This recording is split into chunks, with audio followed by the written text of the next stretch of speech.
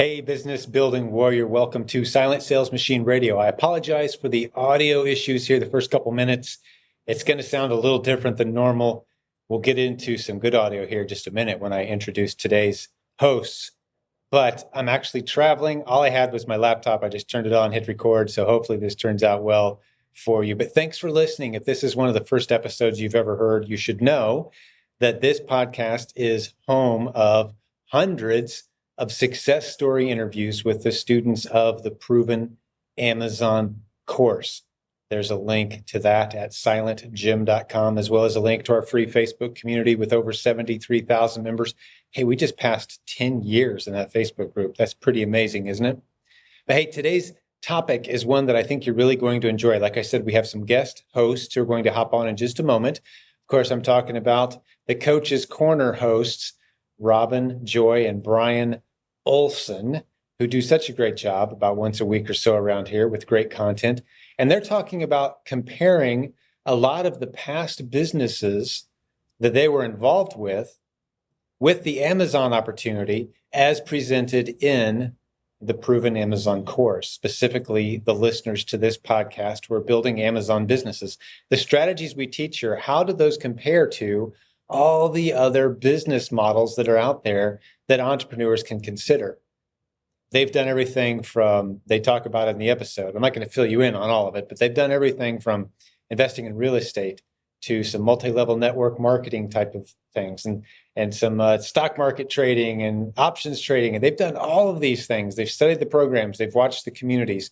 They've absorbed the content. They've had a lot of failures. They've had a few successes, but they contrast those experiences through the lens that we teach here, which is looking for opportunities that afford you low risk, high odds of success, low investment required, low learning curve, and what kind of community, what kind of people, what kind of relationships are you involved with? I think many of us have a track record. If you've been trying to earn money creatively through entrepreneurial endeavors for any length of time, you've run into different snags and disappointments, and maybe some of it's worked out well for you. But there's a lens that you can look at any opportunity through. And when you look at it through that lens of what are the risks? How sustainable is this? How realistic is it that this could turn into something truly special? What kind of people am I going to be working with? Where's the community of people who are doing this effectively? Are they available to me? How much time, effort, and energy might have to go into learning this program? When you start looking into different opportunities through that lens, well, you're very quickly going to come to the conclusion, I think, that so many of us in this community have come to, that there really isn't anything out there that's quite like the Amazon opportunity when it comes to going from knowing nothing, having very little time or money to invest, and still having a great high odds of building a successful, beautiful business. That's the topic today. I think you're really going to enjoy it. And as a reminder, that's one of the themes of my best-selling book, Silent Sales Machine, which, as I'm recording this, is still available completely free to you if you text the word free, just that little word, free, F-R-E-E, to this phone number. If you live in the US or Canada, use this phone number, 507-800-0090. Text the word free to that number. You'll get a return back. That's a link, completely full access to the audio video version of that book. And one of the themes, again, is finding the right business for you. Using the internet creatively to launch and grow multiple income streams is the goal. But where do you start? That book is a great place to start. So there's that. If you happen to not be able to use that phone number for whatever reason, living outside the United States, our ideas work internationally, by the way. We have many students outside the US. Just contact our support team, or you can go to the link and find it at silentjim.com. There's a link to our support team there. Email us if you have the address. If you don't, just go to silentjim.com. Hey, that's enough of an introduction. Let's get on to the great content today. I'm going to turn it over to Brian and Robin Joy Olson. Enjoy this episode as they dig into some of the other business opportunities that led them to this Amazon seller community and why they're such big fans of what's being taught here. Enjoy this episode. Welcome back to Silent Sales Machine Radio. We are your co-hosts. I'm Brian. And I'm Robin Joy. And this is Coach's Corner. Well, we've been talking about this topic for a week or so. We have. Yeah, it's kind of been in our mind lately. I'm excited to get this one out there because it really kind of paints a picture about what an awesome opportunity the Amazon FBA space is for most people. Especially what it has been for us. Yeah. So if you heard anything about our story, just a quick introduction. I don't know that we like to say it, but we've been serial entrepreneurs pretty much since the day that we met. We've been described as serial entrepreneurs. Yes. And we've experienced varying degrees of success and various periods of success all throughout that journey of or adventure of those entrepreneurial whatever. Yeah, those adventures. Totally lost that one. Anyway, so we thought, looking back, since we've been doing this Amazon business for 4 years now, experienced a good amount of success, that we would sort of evaluate what it is that we have today against our previous adventures and see, are there any... why were we not able to find success or as much success or as sustained success as we have in the business that we're in now, which is around FBA. Yeah. So we'll give you a quick rundown of the different things that we've done, and maybe then we'll share some evaluation criteria with you and see where this goes. I think it's going to be really exciting. Okay, let's see what happens. All right. So when we first met, I was in a multi-level marketing program. Yes. And MLM was something that appealed to me a lot. And it was, show people how to do the business. They sign up, you sell some product. They show people how to do the business. They sign up, they sell some product, that kind of thing. Right. Okay. Right. Perfectly legal in not like a pyramid scheme, but definitely multi-level marketing. Yeah, absolutely multi-level marketing. But we'll come back to the yeah. So what do we do next? So then we did options trading. Yes. Options trading was a heck of a lot of fun. I really enjoyed it. Yeah, there was excitement there. There was, a lot of things going on there. It seemed like a lot at stake. Yes. But what we learned about was how to buy and sell stocks, how to buy and sell options. So we were doing things like covered calls and covered puts, or going short on stock or whatever. And it was right around the .com bubble. Yeah. Right. Our timing hasn't always been really good. It's not. Right? A little late to the party. Yeah. So there will be a few more stories like that, I think, as we're going through these. Okay, so what do we do next? Then we did, we launched a store on eBay. Yes. Which is still active today. Yeah, this is early 2000s. This is like, 2001, 2002-ish, right? And what we were doing there was we were buying these large quantities, or like a box full. They called it a lot. A lot, yeah. Of luxury goods. Yeah. Like brand name Fendi was a lot of it. Coach and Louis Vuitton and Louis Vuitton. Yeah, Louis Vuitton. Yeah. I don't think Louis Vuitton. I didn't know Louis Vuitton back then, but anyway. That was interesting, a great experience. Like I said, we got to set up our store, which we've still sold on over the years. Just we didn't end up really exploring that opportunity in full, which we'll get into here in a minute. Okay. But that was interesting. We learned a lot. We did learn quite a bit about online marketing and online selling, business in general. Yep.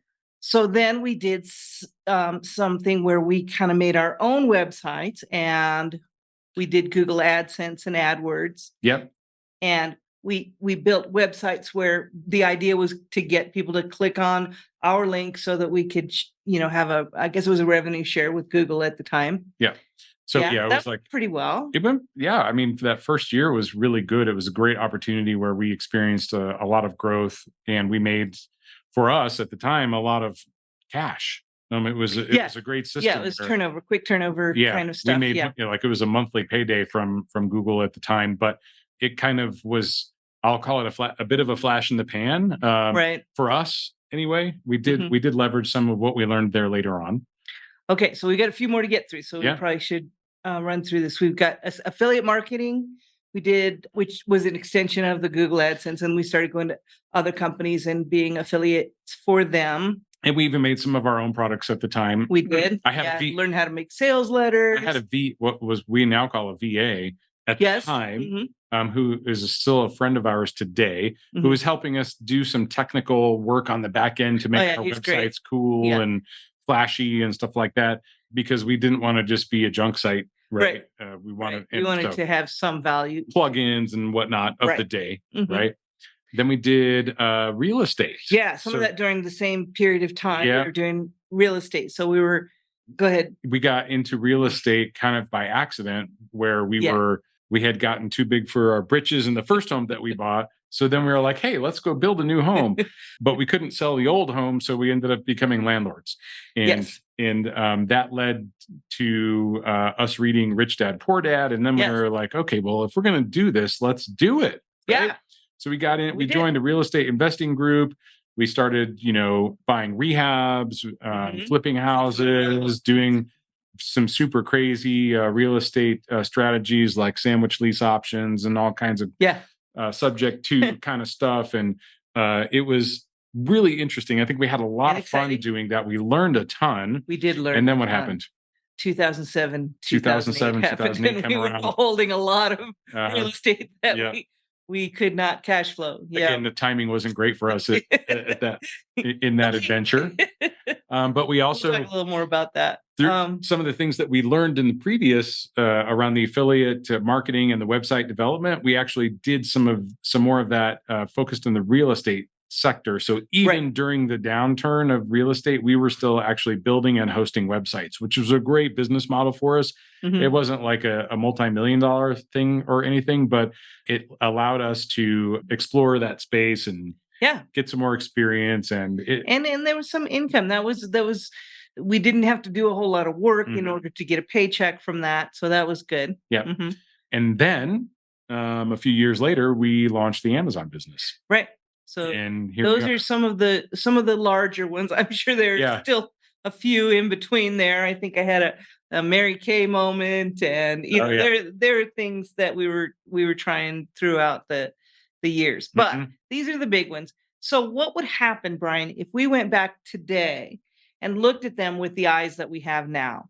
If we looked at them with the idea of how much engagement did we really spend did we really give it a chance on each one of those? How much margin did we have in our lives, physically, emotionally, financially, and the overall low high criteria, right? Does it have low risk, low investment, and high chance for success? So we decided there are a couple of other points in here. Okay, go ahead. Which is the availability of a community support group. Yeah. That's there. And then our overall experience in both life and business. Right. What we had in our hand. Yeah, what we had at hand. Yeah. Yeah. When we were looking at those. Okay. Okay. So let's start with the MLM. Go back to the MLM. Okay. So the level of engagement from both of us. It was pretty high. Mostly you, though. It was mostly me. Mostly you. Yeah. Almost all you. Yeah. I guess. It was pretty much me. Yeah. There were moments when I was engaged more, but it was pretty much on your shoulder. So yes, the amount of margin that we had in our lives at the time. 0. So did we have any money margin? No. Did we have any time margin? No. We were in school, working jobs. No margin. We really had physically, no we were healthy. Yeah, we were healthy. Yeah, that was good. We were young. We were healthy. Our overall experience level in life and business. We were just getting pretty started small in life. Because I was in my early 20s, and it was we just didn't have much. Right. Was there availability of a community? Yes. Yes. There was a pretty strong support group there, I would say. Yeah. And so then the final one, this is my favorite part of doing this exercise in all of these, which is how do we apply low, high to this? Or can we apply low, high? So was it a low investment? For us, we didn't have much margin, so it seemed high. But overall, I mean, now we would look at it as pretty low investment. Yes. Low risk? Yes, I think it was pretty low risk. Because it was mostly elbow grease to make that MLM work, right? Right. High chance for success? For us, it was not, but again, I don't think we were able to take advantage of the community and the opportunities that were there for us. So at the time, I think the margin is what killed us on that. So the high chance for success, I don't think we would have done any of these things if we didn't believe there was a high chance for success. Exactly. Right? That's true. But I'm not sure we were always right in our beliefs. Good point. Okay, so that Okay. was MLM, right? Okay. Then the options Options trading. So the level of engagement from both of us. Again, it was pretty much unusual. Well, you were engaged in that. Felt like I was engaged, we but I went to- wasn't really doing a lot of work. You understood it, and you were engaged Yeah. mentally. And we had I was conversations taking about training it, with you. but I was the one who's doing all the execution. Right. So when things didn't go as well, I didn't take all the blame, though. I would say I didn't take all the blame. You were right there saying, yeah, okay, we learned from that. Before, in most of these things, I was more of a board member than a worker bee. Active participant. Yes, Yeah. it's true. Yeah. And not that I couldn't participate, and I did at times, but it did not rest on my shoulders in most cases. Right. Okay. And The amount of margin we had at that time. More. It was more, right? Definitely more financial margin. Mhm. We had more time margin. We had more time margin. I did. You anyway. did. I was busier in my career at that time, but Yes.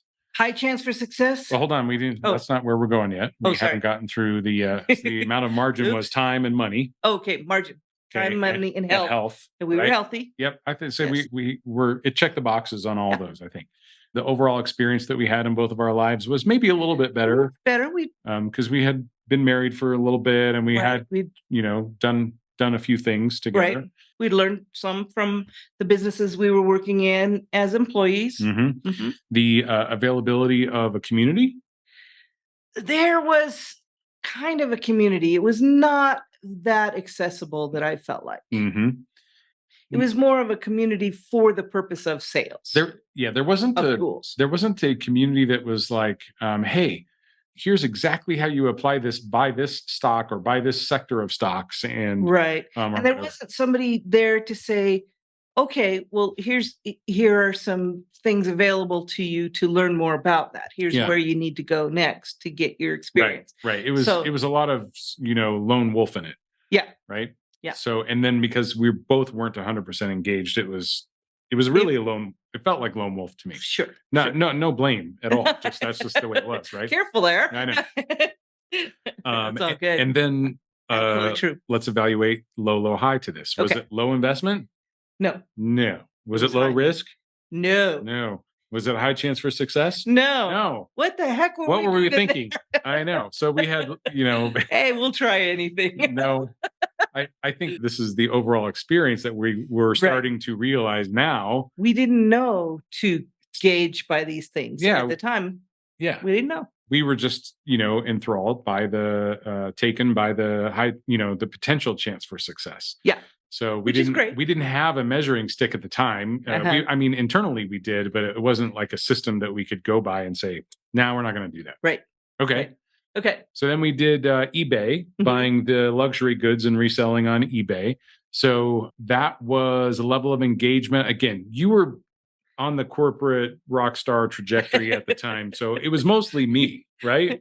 Yeah. And I was kidding earlier when we were talking about it. Like, I thought I was going to get your attention in this because it had all these cool products, like brand name stuff that you know about. And I was like, oh yeah, she's really going to love this. I did. And I wanted to keep it all. Yes. I didn't want to sell it. Yeah, I mean, it was cool stuff. I had never heard of Fendi before we started doing that, and there was some, or Burberry or whatever that's called, right? There was a lot of cool stuff there but in the end, I was buying it, I was listing it, and I was shipping it out. Yeah, I don't think I did any of the listing or any of the work in that one at all. Okay, we had a bit more experience in business and in life by that point, right? Enough to know. I knew enough that we didn't go too deep. So that was good. And we didn't feel it was diversified. The business itself was fairly diversified. So it didn't, even when we decided not to continue, it wasn't like looking back, given, I think that one of these is community. I think given a better community, we could have had a lot more success there. And we did not know about Jim at that time. This is probably Jim was probably right there, and we just hadn't 01, 02, maybe early 03. And we just never ran across Jim. I knew of a bunch of other people. I wish not we a had. bunch, but some other people. Yeah. Yeah. That would have or been this community cool. Or a community like that. And then low, high. How does it? Well, it was fairly low investment. I would say it was low investment. It checks that box. Yeah. Low risk. Low It was risk. pretty I think it was low risk. I always felt like even if I couldn't sell it on eBay, if we needed to go set up at a flea market, we could have gotten rid of all that stuff. Yeah, or I could, just wear it to become dinner personal too. That'd use, be right? okay too. Yeah. Well, we're talking about capital preservation. Right. I was thinking about capital protection, right? And you were thinking about what that would look like with my blue suit. yes. Right. Right. So low investment, low risk. Low risk. Yes. I think it was low risk. Like I said, I had outlets, I think it right? was pretty low risk. High chance Sure. for success. Well, I mean, It's a it was a decent chance for success. I think it just needed, but consistency would have been key there. Sorry. Earthquake happening over here. Sorry, I'm moving the desk. I think technically it did check all the boxes. It just that, like I said, you were on a trajectory. We ended up, the reason we stopped doing that is we relocated out of state and it just didn't have the flexibility, but it started us on a path to get us to where we are today. Ultimately. Yes. So yes, it was really the first time we had the opportunity to kind of not depend on, I mean, we had the opportunity always, but we learned not to depend on other people to do our work. Yes. Basically. Yeah. Okay. So we learned a lot there. the Google marketing stuff that we did. This was kind of interesting. Level of engagement. Again, this was mostly felt like me. Cutting edge at the time. This was mostly you. Yes. You were, again, we had relocated and you were at corporate home office. Yeah, that's the reason we relocated. Right? And so and I was working from home. So I had the ability to, I'll say, multitask and do stuff that I could do like over a lunch break or right out. I didn't have to worry about commuting. And so I had a bit more time. So I had that margin. We had more margin in our life at that point, maybe than up until we started Amazon. Oh, sure. That we'd had at any point in our lives. Yeah. I think financially and time and we were healthy. So I think we had quite a bit of margin in our lives at that time. And our experience level was better. Like I had less time, but I combined we had more time, right?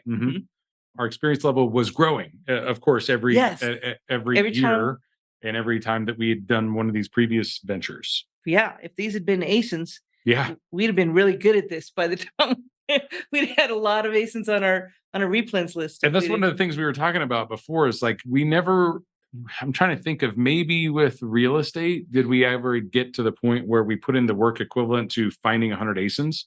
Yeah. We never really went far enough with any of these things to get the payoff. So there was really there was a community, but it was a pay community, right? It was, you're talking about for the ads, Google ads? For the Google stuff. Yeah. Yeah. And I was not involved in those communities at all. You were pretty much. I don't want to say bulletin board. What do we call it? Like a forum. There were forums that you could pay to be. There were free forums, and then there were paid forums. And the free forums were where not so much useful information was shared. The paid forums you could get into. I would say there was a community. I just didn't leverage it. Yes. I was just thinking that some of these things kind of might sound foreign to people who are younger and that used to this has always been available online. It was not. It was just starting to become available during these times as a general. There was no Facebook. There was no Facebook. There was no Insta. There was no TikTok. Yeah, right. That says it all, right? None of these. There was MySpace. Maybe. Oh yeah. Because we did have an assistant who was a big MySpace person. You're right. I forgot she had a MySpace. So that's the general time period we're talking about. Okay. Yes. So the other was community. So how does a low high work on this one? So and why don't you ask me because I can. Okay. So was there low investment? Yes, it was low investment. I remember buying the first program it was $97. And that was the first time I learned the secret of sevens in your pricing. And $97, and I bought a program called TE, not the TE that you're thinking about. It was called Traffic Equalizer, and it was only $97 to get started. Now there was a little bit of hosting involved, but that was like $5 a month. It was it was mostly elbow grease, not okay. So low investment, low risk. Yes, low risk. Yeah. Mostly because there was pretty low investment. What are you going to lose that low investment, right? And high chance for success. I think there was a high chance for limited success. That the chance for how do I say this? The availability of high success over the long term was what didn't really pan out. But in the short term, because the internet was relatively new, websites and authority and that kind of stuff was relatively new as well. So yeah, I think it partially checks that box. Okay.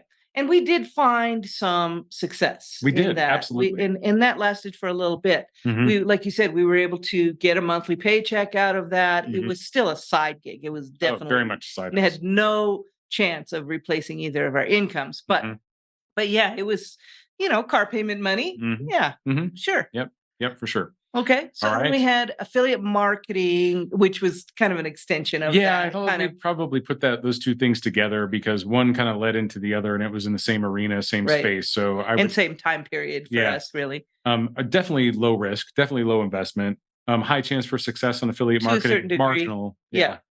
Okay. Yeah.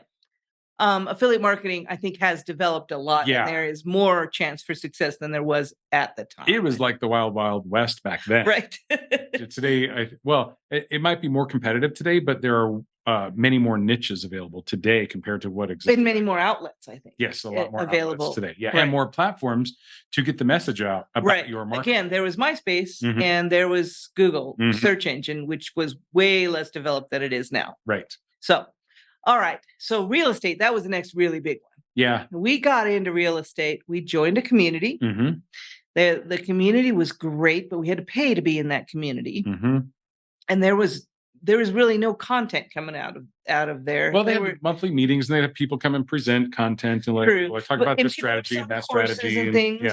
And there was a lot of course selling that went on in the real estate, including where we got the idea for some of our stuff. But a lot of it was good and worth buying. Absolutely. Yeah. I remember palling around with some people. In fact, in all of these spaces, we knew very successful people. We did. It wasn't like we just it's not like it wouldn't be successful for anyone. And that's why we apply the margin to it.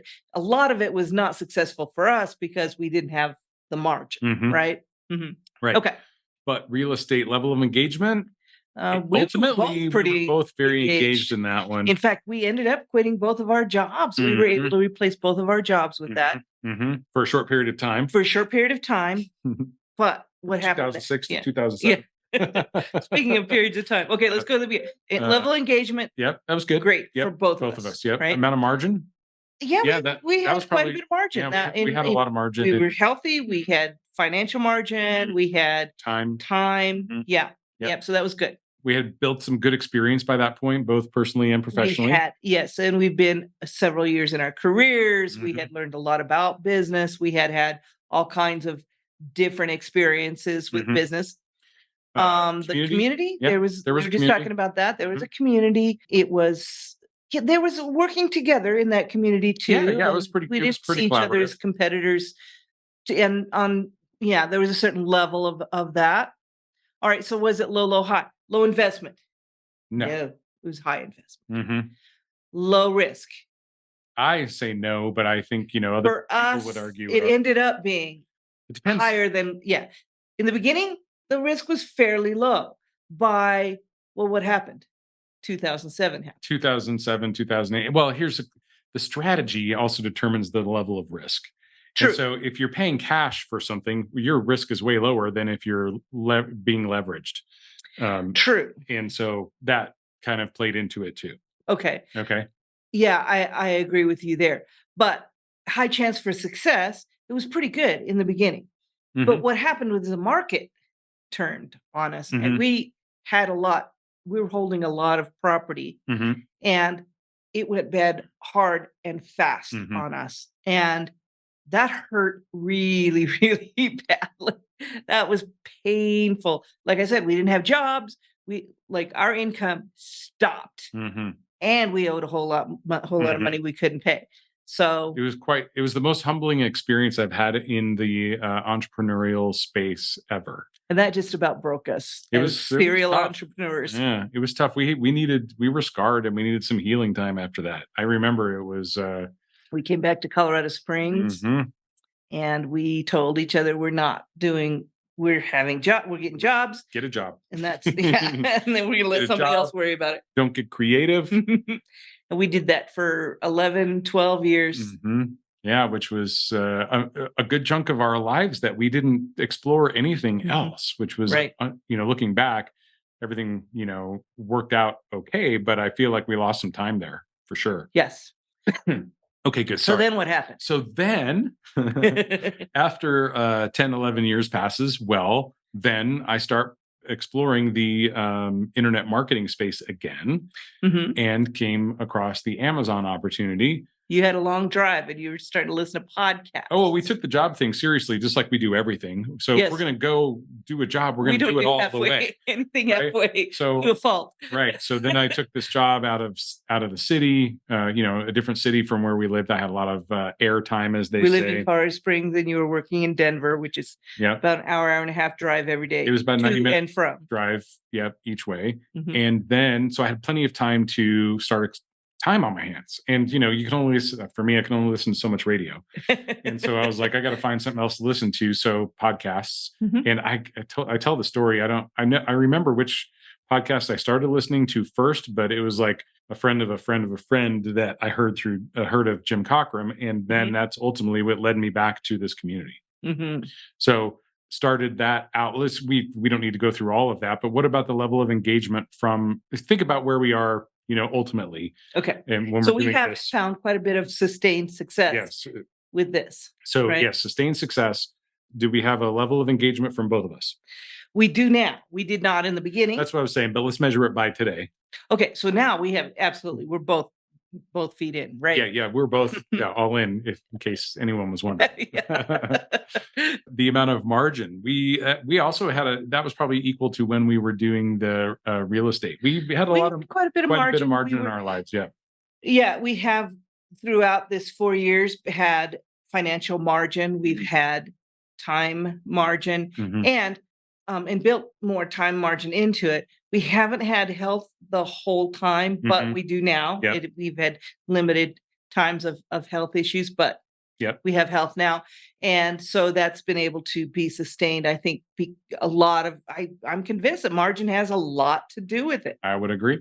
So Our experience, well, obviously we were the most experienced at every point along the way, but we had a lot of adventures that we had gained experience from by the time we started this one. Were they all Right. necessary? Absolutely not. absolutely not. But they were there. Right. It's what we had in our hand. We also had quite a bit of experience in business from our jobs. We learned a lot from our jobs and our education. We both have master's degrees and we learned a lot from those types of activities. Are they necessary for us to be successful? No. Absolutely not. Do we use them only in the experience that we've had or only because some of those things are available to us? We would not need them Mm-mm. to be successful. Right. We know lots of people who haven't had anything near And are still finding success. and are here. still finding success. So that it does not depend on that. Availability of a community. Yeah, we have the greatest. This was community. the best when we were evaluating all these things. The community here is the best opportunity that we've experienced at any point along the way. I think next to margin, that's been the most important thing to us is the availability of the community, and not just that a community is available, but the people in that community are actively helping us all the time and offering suggestions and help and even sharing their experiences. And that has helped us so much. Yes. And you're getting access to and answers from seasoned, successful sellers in this community. Not like I mentioned earlier, the forum where you might be a free forum and there was less than useful information there because it was one newbie helping another newbie. If there's ever any of that happens here, you usually get a definitive answer in the Facebook group. Right. But there are also several different answers that you can choose from. Sure. Like there's not a right and wrong. There's not always one answer. There's not only one path. Sure. Right. Yeah. Okay. All right. And then low, low, high. Well, that's where low, low, high came from. Where low, low, high came from. Right. Low investment, low risk, and high chance for success. Yeah, that was like, okay, that's why we today I think we think of that as the gold standard by which we would measure any opportunity that we're entertaining. Exactly. So when we go back and look at those other things that we tried to do and had varying levels of success, Mhm. If we put that lens on it, if we'd had that lens at the time, we would have put it on at the time. We didn't have it. We have it now. Yeah. And now we can see. It's funny we say that we evaluate everything as if it were an ASIN. We do now. Everything is an We ASIN. do.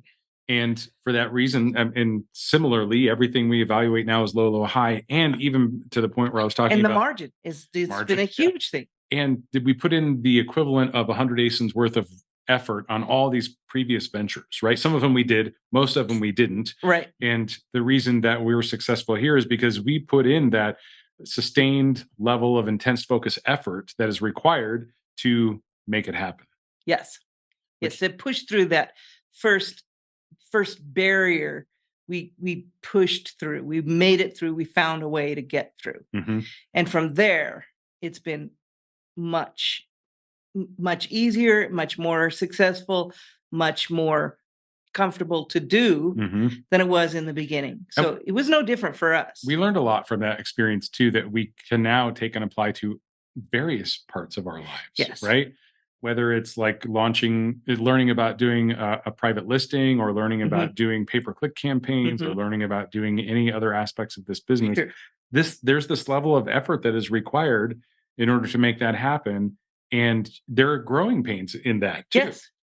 To be expected. Yes, even for us today, like we still have growing pains, Absolutely. because if I said this the other day, I don't remember exactly the context of the conversation, and I already lost my thought on that one. Ugh, And there we go. interrupted myself. You Yeah. interrupted yourself. You can't remember what you were going to say. Mhm. Well, that's okay. Pushing through the barrier Yeah. is this. Oh, it was the level of comfort. If you're ever Yeah. not feeling uncomfortable, like if you're just comfortable all the time, I then think somebody said that if you're not a little scared, you're not doing it right. right. Yeah. So we always try and be a little bit scared, because that way we know that we're learning and growing. Mhm. Yeah, or at least a little bit pushing the envelope Yeah. a little bit, right? We So want to be growing and learning all the time. so one final thing I want to talk about here that maybe brings all of this together Mhm. is that none of this happens. Success in any of these things, Mhm. whether it's a short-term success or long-term success in any of the adventures that we have talked about, the number one thing that allowed any of those things to happen was taking action. Taking action. And if you have ever, I guess the point I'm trying to make here is that it's never going to seem perfect. The perfect time, perfect situation, perfect circumstances for you to go, oh yes, this is the right Now time for is me to the do the moment. Amazon business, right? Right. Now's the time for me to do this. That's true. I've put everything in place. The stars are perfectly aligned. Yes. Now I'm going to launch this business I don't think that's ever been true for anything. that we've done. Or I don't know of anybody who's Yeah, ever had right. Right. that experience. So we, But we said it before, the confidence that we have now, Mhm, that came from the clarity that we got from taking action. mhm. So the confidence is where you want to be, but you can't get that without finding the clarity that Mhm. comes from Taking action. So you may look back on something and say, wow, that really was the perfect time for me to do that. Yes. But I would wager that it never is going to feel like the perfect time. Mhm. So I wanted to bring this up because we see a lot of people who are sitting on the sidelines Mhm. in the community, people that even we know, friends, family, Mhm. who are sitting on the sidelines because they're waiting for the time to be perfect before they're going to do something here. Right. And the reality is it's probably never going to be perfect. And the other lesson here, I think that I'm trying to explain is that whatever the opportunity was that we did, the one that measured up the best across all of these things, the level of engagement that we've had, the amount of margin that we've had in our lives that was available for the business. I'll scratch out the experience because I don't think you really need to have a ton of experience to come in. I mean, you need to have experience in this business, which you'll get by taking action, but you don't have to have 10 years in business to go start an Amazon not at business, all. right? That's one of the things. It's also a low education requirement, right? Yes. The availability community, the best. And the measurement against low, low, high checks all the boxes. Yes. So this is making the case for being in the Amazon business, figuring out how to do FBA, and jumping off, getting in the game, get off the sidelines, get on the field. I would say if you want this to work, not everyone has that motivation, but if you're here, you're probably interested. If you want this to work, you must take action. Mm-hmm. You can know, it's just like learning to ride a bike. You can know all about it, understand it completely, know what's going to happen to somebody who you're watching ride a bike. But if you don't get on that bike yourself, you're not going to get from here to there. So let's say I get on the bike and I find an ASIN and I send it in and it tanks. Mm-hmm. What cures that? More ASINs. More ASINs. More ASINs. Just one. One is not a test. That's what your coach told you, right? One is not a test. Yeah. When one doesn't give you the experience. Yeah. Go get 100. Go get 100. Yep. 100. 100. Okay. Thanks, everyone. Thanks. Look forward to talking with you soon. Talk to you soon. So before I let you go for the day, I've got a special segment, and this is going to be a little longer than some of the ones that we've done in the past with my good friend Jeff Schick. He, of course, is a phenomenal lawyer and Amazon policy expert who helps sellers all day, every day from around the world with the legal challenges and the policy challenges that come with being a seller. And we've got a fun topic to dive into today, Jeff. I'm just going to turn it over to you, buddy. What do you got for us? All right. So today's special edition topic is all about bundles. And so it's going to be, really about talking about branded bundles and how do you structure your listings so that you're not, stepping on anybody's toes or violating Amazon's, bundling guidelines. So really want to use this as a, kind of like a checklist, episode, go through, feel free, pause it as you go through your listings and make sure that you're compliant, because I can tell you from firsthand experience, Amazon is starting to investigate, more listings, of course. And so the time to find out that your bundle is not compliant is not from Amazon. You don't want them to, because they could delete your bundle or they could, suspend your selling account or any of the above could happen. So it's better to go in, fix your listings up. A lot of the stuff that we'll talk about is really simple stuff. It should take you no more than 5 minutes per listing. If you're using flat files, it will probably take you 5 minutes per 100 listings. It's really not that hard, but the time to check it is now, so that way you're well protected going into Q4. So outstanding. Let me just make sure people understand what a branded bundle is, in case there's someone who's totally new. From my perspective, when I say branded bundle, I'm thinking I'm selling some common recognized household brands, but I could easily pull off any retail store shelf, and I'm putting them together with a value add item that I've come up with on my own that helps create unique value for the end customer. And Amazon's going to look at it and go, yeah, that adds value to the catalog, right? And there's a bit of gray area there and what those lines and rules are, but you want to play well on the other side, on the safe side of where those lines are. And that's kind of the theme today as we're talking about putting together these branded bundles, right? Did I hit that well? Absolutely. And I guess I was thinking about this just as you were saying that. To make it easy for people to follow, I want to kind of make a harmonized approach to the items that we're going to talk about for our hypothetical bundle. So for today's hypothetical bundle, we're going to take a brand that everybody knows, Nike. If you don't know what Nike is, then, well, Amazon's going to be a difficult journey. So everyone knows Nike. So for our hypothetical branded bundle, and I'm not advocating that people do Nike bundles at all. I don't know how they would view their items being put into a bundle. I have not seen any IPs from them, but I'm just making this up as we go because I've never seen a Nike bundle before. So no one's going to get mad at me for talking about their winning product idea. Right. So Nike. So we're going to say a hypothetical. We're going to sell a Nike workout shirt, a Nike workout shorts, and then of course we've got our own item with our own brand, which is going to be that branded component for the branded bundle. So to make things easy, we're going to say it's Jeff's protein powder because that goes well with workout shorts and t-shirts. So Jeff's protein powder, Nike shirt, Nike shorts. And now that's kind of the baseline for how we're going to talk about the bundles going forward for today. If you guys want to write it down, it might make it easier as we go, but it should help with things. So without further ado, the first thing we're going to talk about is when we're creating these listings is brand. So the brand element, that should be branded as Jeff's, let's say it's Jeff's workout supplies. I have a trademark. It's a federal trademark. I've registered with the USPTO called Jeff's Workout Supplies. That's going to be our brand. That's what we would set our brand field as. Now, as you can tell, workout supplies is pretty broad. That can encompass things like protein powder. It could encompass shirts, t-shirts, shorts, whatever it may be, could be included in that bundle, which is why we want to have a broad trademark and a good brand name that doesn't narrow us into a small little box. Coincidentally, That's why when I file trademarks for sellers, we always spend a good bit amount of time talking about what do they plan to sell. So we make sure we get that trademark in the right category so that it protects them, because you can't trademark just the concept of a bundle because then you'd end up with a service mark. So we always want to get a trademark for the actual specific items within the bundle. So that's a whole nother conversation, whole nother topic. I would say it probably doesn't fit well for a segment because it's too individual specific. But if you ever want to talk to me about it one-on-one, feel free to schedule a call, and that way we can talk about your specific trademark. But brand name should equal your brand trademark. It wouldn't be Nike in this example. It would be Jeff's Workout Supplies. So that's the first element. And of course, if you've listened to me and Jim before, I always tell people the most important element on a product detail page is brand. You got it. So that's the first thing. Second thing would be titles. So people often overlook the titles. Titles are really important because they help people find your products.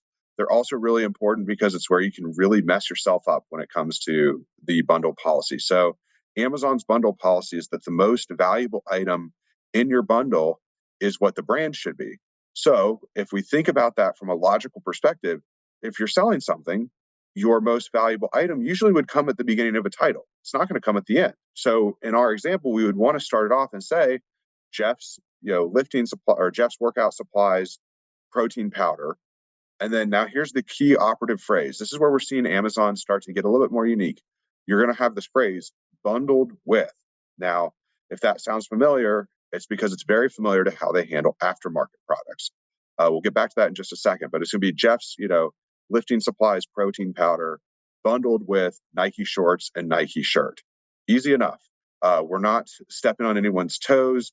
Nike's not going to be upset because it doesn't look like we're saying that they're creating the protein powder or any of these other items. We're making it very clear that they're creating the shirts and the shorts.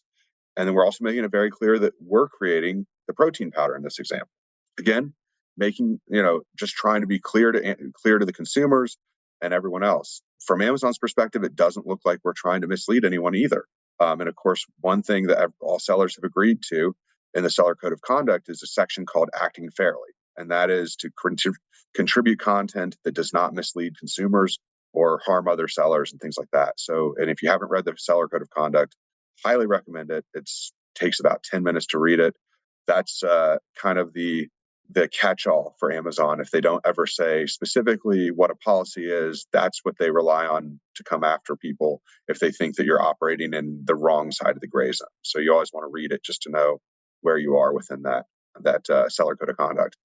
So just to recap, because I know I've kind of gone on a couple little rabbit trails here, the title would be Jeff's Lifting Supplies protein powder bundled with Nike shirt and Nike shorts. This keeps it simple. Next up, we'll talk about images. I hope I'm not taking too much content, but we'll talk about images. Again, we would not want to have just the Nike shirts and shorts because we would want to make sure that if we're highlighting this, this unique item, it needs to be in your main image. It should not be in a second or third image. So that main image should have all the item components within the bundle. And then from there, bullet points really is up to you. The big thing that I want sellers to know is you cannot copy and paste from the traditional brand listing. So I can't just go to the Nike listing and start copying and pasting, like dry fit technology and all this other stuff, because that's copyright infringement. So we actually have to come up with our own stuff. Now, things like, for instance, Nike does have dry fit, right? That's their trademark term. If your product is a Nike dry fit shirt, you're allowed to say Nike dry fit. But if Nike says that dry fit is, active moisture management system that keeps you cool and active, I'm making this all up as we go, you can't copy that word for word, but you could say Nike dry fit technology to help keep you, is breathable and helps keep you cool during a workout. Again, So if the you think specific back, wording they used in their listing, if Nike listed their own products, that's copyrighted content, and you can't just scrape it. You need to correct. put it in your own words. But you can reference the specific features within putting it in your own words. Exactly. So like if they have trademark terms like dry fit, things like that, feel free to use it. That's a term you can use. That's fair use. But don't You go just can't scrape their copy and 8 bullet paste their points. description of dry fit. Makes total So sense. Yep. along that same line, here's something really important about images that I forgot to mention. You can't take their picture. Like if Nike has a picture of their shorts and a picture of their shirt, can't take it. You like got a to take your model, a own Nike photo. model or whatever. You can't just Google that and drop it on. Nope, that's not going to happen. Nope. Yeah, you can't even cut it out. Like you can't even cut the shirt out of the Right. image, like Photoshop. You have to Right. take your own picture. So your own photo of everything on a white background to comply with Amazon listing guidelines. Yeah, that's a big deal, getting your own pictures. I mean, I had an old membership website that had a page buried deep behind a paid wall, and I'd used a Google image to illustrate an article that I'd put there, and somehow one of these guys who does this for a living found that image and sent me a demand letter because I'd used their image, and I had to pay a few $1,000s, and they were actually kind. They could have gone after me for a lot more. You do not want to be copy pasting images to sell things anywhere No. ever online, especially on Amazon. Right. Yeah. Similarly, yeah, because they can, and also they could hit you with a copyright claim. They can take down your entire bundle listing with copyright. Yep. If you do that. And some of these brands are not even doing it maliciously. There's services out there that they pay that use technology that search for their images and search for their, you upload all of your bullet points that you've ever published, all of your brochures, and it just searches the web for it. And if it finds matches, it files automated takedowns. There's no human involvement Yeah, whatsoever. there's probably AI out there running this stuff, digital signatures inside of images, and you don't even know. You're like, okay, well, I cropped it down. I'm just showing the shirt and I changed the color a little bit. They're never going to find out. Oh, yeah, there could be digital signatures in there. Like, get your own pictures is the bottom line. Get a camera, Exactly. pay someone, take a picture with a white background, and write your own listing content. Talking about bundle listings, keywords are important. I had a seller recently that got taken down for trademark infringement because in their bundle listing, they had used, imagine they're selling Nike, let's go with our Nike example. They'd used Under Armour as a keyword. Well, that's trademark infringement against Under Armour. So they got a takedown notice. So they weren't selling any Under Armour in their bundle. No, they were not. Imagine it's a Nike bundle. Yes. But they were using, trying to get people looking for Under Armour to show up. So again, so if you're saying similar to Under Armour, right, trying to get those clicks up, nope, that's a no-no. You've just violated someone's trademark. Exactly. So, and then this should go without saying, but unfortunately, I've had this more than one seller, about 3 so far, that I've had the same conversation with, where they've received cease and desist letters from attorneys telling them to stop using a brand within their bundle. And they told me they're going to keep selling it. They don't care. The first sale doctrine protects them. And that's not true. Once you go into bundle territory, the first sale doctrine is no longer applicable to the same level that it is in your traditional like replens model selling, where you're just replens on a regular listing. So if an attorney comes to you or a brand comes to you and says, stop bundling our products, you say, how soon? Is what I tell my clients. You don't say, I'm sorry. You say, you don't say, I'm sorry. How soon? Yes. Yeah. Maybe there's some, we've negotiated sell-throughs before with people. Sometimes brands require a royalty to sell through. Sometimes they don't. It can be advantageous. Like, for instance, I had a seller where they had a cigar case that they were custom manufacturing, and there was a patent on it. And they had ordered like 5,000 units of it from China. So huge investment. And so the brand said, well, give us, $50,000 and you can sell through all your inventory. Well, this is a product that sold for $50 a unit. Made sense to give them $50,000 to make 200,000 and get rid of their stuff. So, it just goes to say, but most people with bundles are not going to have those levels of quantities. It might make more sense just to recall the product, use it at home, give it to friends, donate it to a homeless shelter, whatever it may be, but don't keep selling it thinking that you're just going to keep selling it and stand your ground, because that's not the hill that you want to get struck by lightning on. Yes. So those are kind of the big tips for bundles right now.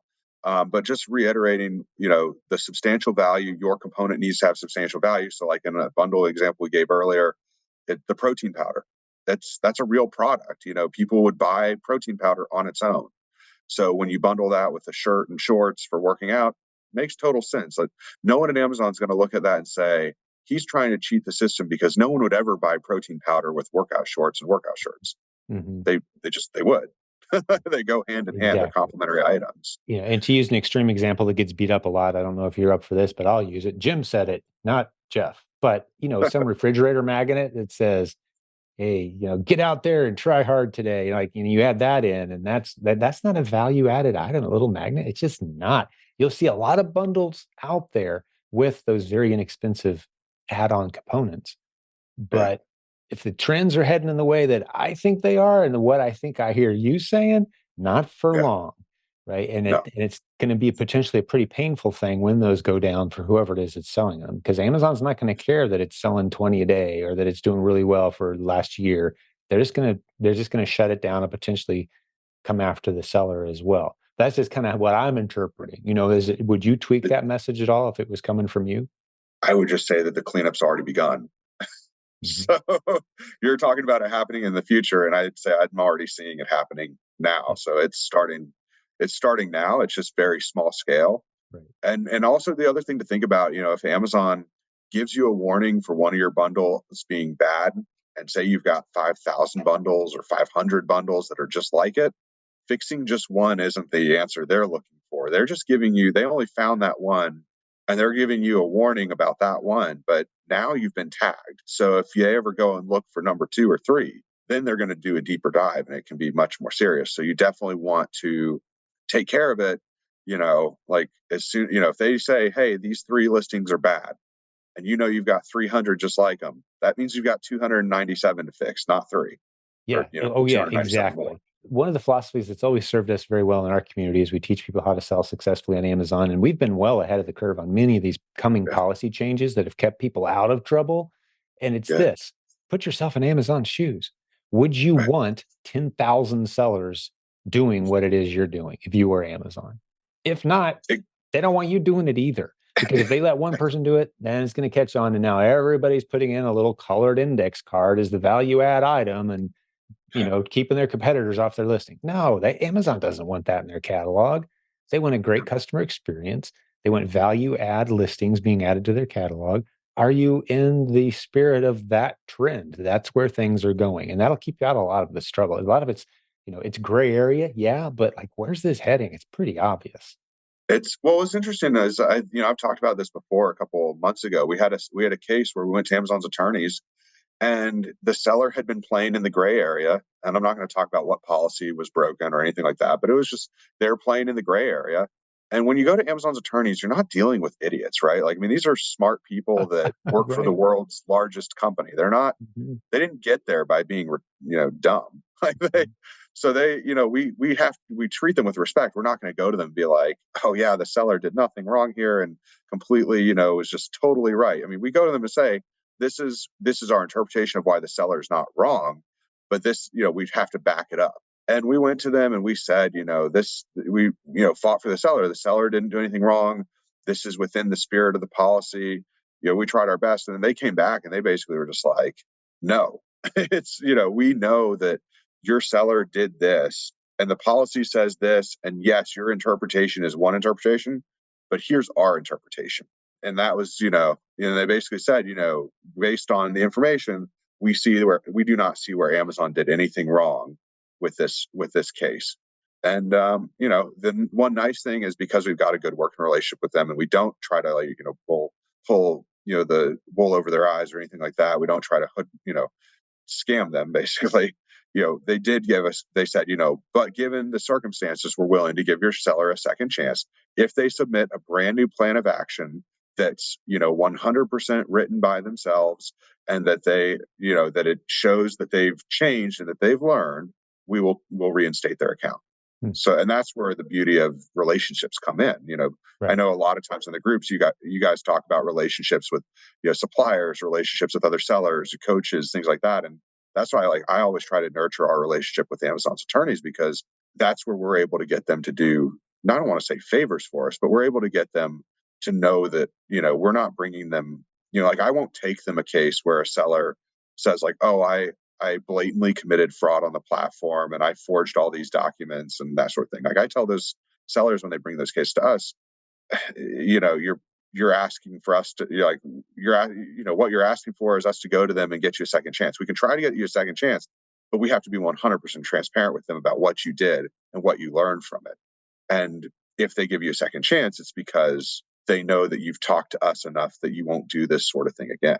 Right. So, and you still have a tremendous track record, of just kind of speaking it to why it is that we put you at the top of the list of people we refer when our students have trouble on Amazon, policy, legal, anything like that question, we send them right your way. Not only you price very reasonably, I would Thank argue you. the most reasonably priced in the industry. You've got those connections, you've maintained those kinds of relationships. Your staff is former Amazon employees who understand the systems. I mean, you're doing a lot of things right. So, yeah, you need someone like that in your corner if you're going to be playing in the gray areas, which there are gray areas.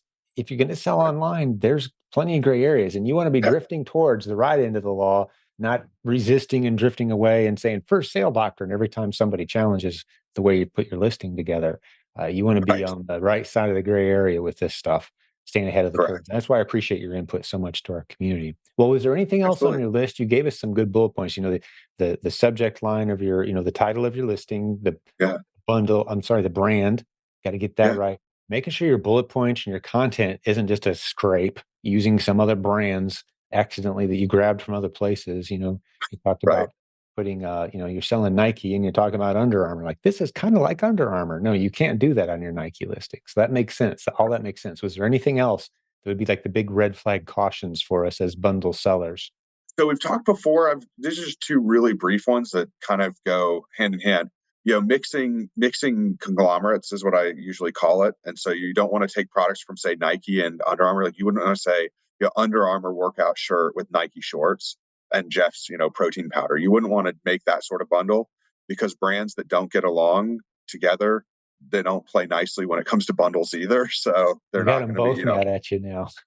Exactly. So you don't, That you makes don't sense. play from conglomerates.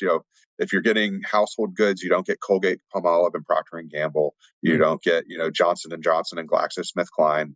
If it's, health and beauty, those sort of things. I hadn't heard Um, that one before, because one of the oh, classic examples I give of a bundle, not that I have one, not that I've actually seen anyone else doing it, would be like some of the major brand coffees that I like, right? So I get a yeah, Folgers and a Dunkin' Donuts, for example, as an example. Nothing against those brands. I don't know anyone who's doing it. I'm not doing it myself, but that would be an yeah, example of what you just said. Like, I got to assume they don't necessarily like each other a whole lot, and they're trying to outdo each other in the marketplace.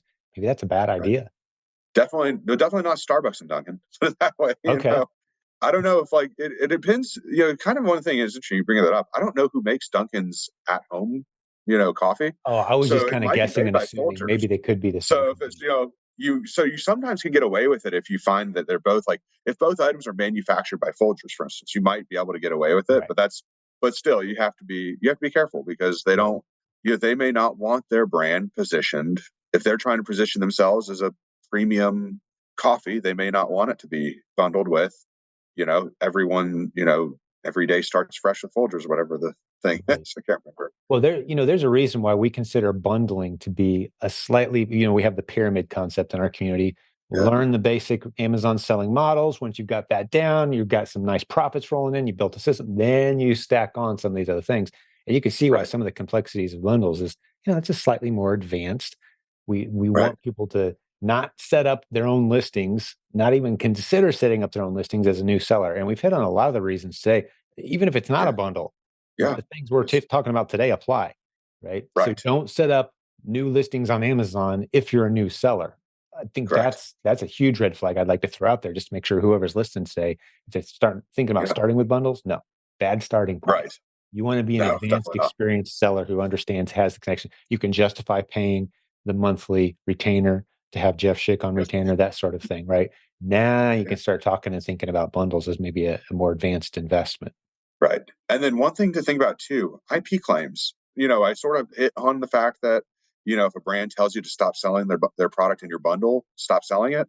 But the same rules apply for IP claims. If you see that there's a brand, I'll pick on one that I've seen quite a bit lately, Sharper Image. They file IP claims left and right. So anyone that is thinking about, replenishing Sharper Image products, probably not a good idea. They're going to file an IP against you. We know they do it. So, like, Sharper Image, I wouldn't put their items in a bundle, because they can, if they're going to go after you on their individual listings, they'll probably go after you on their bundle too. Mhm. So, last thing I want to do is bundle, throw in a Sharper Image waist trimming belt with Great my example. workout bundle, Mhm. because now we've, maybe, even Nike, even though Nike doesn't file and I'm not going to file for the protein powder, by throwing in that extra brand that does file IPs, we're increasing the risk that we get an IP claim against us. Right. That makes total sense. And that's where some of those basic selling skills, in our community, Yeah. we teach replens as that basic skill. You're going to get used to identifying those problematic brands that you probably should just stay away from.